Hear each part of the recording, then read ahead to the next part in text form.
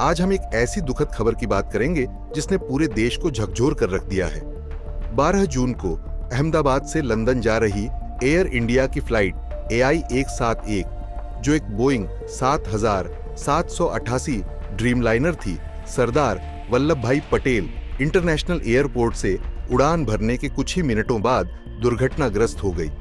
इस विमान में 230 यात्री और 12 क्रू मेंबर यानी कुल 242 लोग सवार थे। यह हादसा इतना भयानक है कि हर कोई सदमे में है।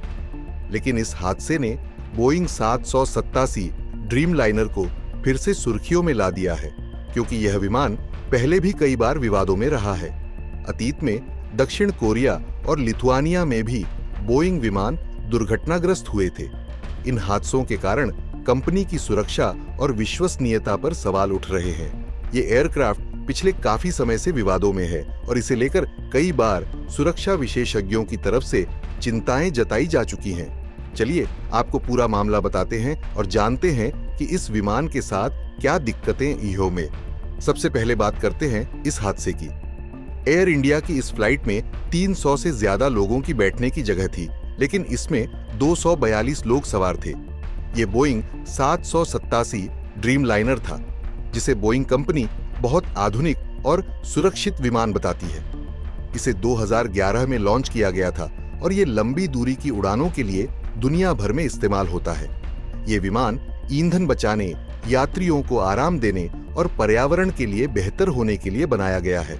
लेकिन पिछले कुछ सालों में इसकी सुरक्षा को लेकर कई सवाल उठे हैं। एयर इंडिया के पास कुल 27 बोइंग 787-8 ड्रीमलाइनर हैं। इसके अलावा उनके पास 6 Airbus A350, 19 Boeing 777-300 ER, 5 Boeing 777-2000 LR और 7 बोइंग 7879 जैसे बड़े विमान हैं। छोटे विमानों में 6 A319, 94 A320 neo, 4 A320 CEO, 13 A321 CEO और 10 A321 neo शामिल हैं। लेकिन बोइंग 787-8 की बात करें तो इसने कई बार मुश्किलें खड़ी की हैं। इकोनॉमिक टाइम्स की एक रिपोर्ट बताती है कि इस विमान में हाइड्रोलिक लीक और फ्लैप की खराबी जैसी समस्याएं आ चुकी हैं। इस साल की शुरुआत में एक ड्रीमलाइनर की कई उड़ानें सिर्फ 25 दिनों में रद्द करनी पड़ी थीं। बोइंग 787 की दिक्कतें यही नहीं रुकती। बोइंग के एक इंजीनियर और व्हिसल ब्लोअर सैम सालेहपुर ने न्यूयॉर्क टाइम्स और CNN को दिए इंटरव्यू में कहा कि कंपनी ने इस विमान को बनाने में लापरवाही बरती। उन्होंने बताया कि विमान के हिस्सों को अलग अलग बनाकर जोड़ा जाता है, जिससे गैप और खराबी की आशंका बढ़ जाती है। इससे विमान की उम्र बढ़ने पर खतरनाक स्थिति बन सकती है। एक और व्हिसल ब्लोअर जॉन बार्नेट, जो बोइंग में क्वालिटी मैनेजर थे, ने कहा कि 787 के 25% इमरजेंसी ऑन ऑक्सीजन सिस्टम काम नहीं करते।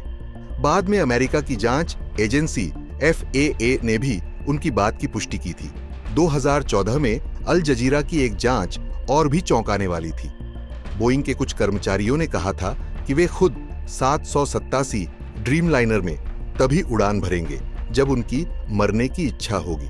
कुछ कर्मचारियों ने तो यह भी बताया कि फैक्ट्री में नशे की दवाओं का इस्तेमाल और मानसिक स्वास्थ्य की समस्याएं आम थीं। इन सब बातों ने बोइंग की विश्वसनीयता पर सवाल उठाए। कुल मिलाकर यह हादसा सिर्फ एक दुर्घटना नहीं, बल्कि बोइंग 7878 ड्रीमलाइनर की खामियों की ओर भी इशारा करता है। क्या ये विमान वाकई सुरक्षित है? क्या सरकार और एयरलाइंस को इस पर और सख्ती करनी चाहिए? आपकी राय क्या है? कमेंट में जरूर बताएं। अगर आपको ये जानकारी पसंद आई हो तो वीडियो को ज्यादा से ज्यादा शेयर जरूर करें और बने रहें बिज तक के साथ।